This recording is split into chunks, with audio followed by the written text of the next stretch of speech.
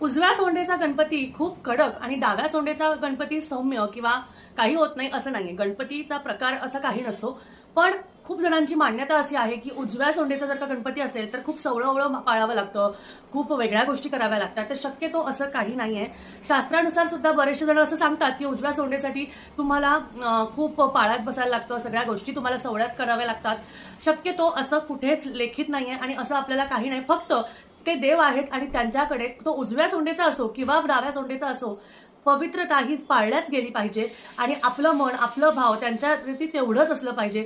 जी काही उपासना, जी काही पूजा आपण गणपती बाप्पांची करणार आहे ती पूजा तशीच झाली पाहिजे. त्यासाठी उजव्या सोंडेचा किंवा डाव्या सोंडेच्या गणपतीबद्दल असं काही विशेष नाही. ज्यांना कोणाला वाटत असेल आणि जे कोणी अजूनही करत असतील असं, तर काही हरकत नाही. उलट तुम्ही डाव्या सोंडेच्या गणपतीसाठी पण तेवढीच पवित्रता, तेवढंच कडकपणे पाळलं तर गणपती तुम्हालाच पावणार आहे.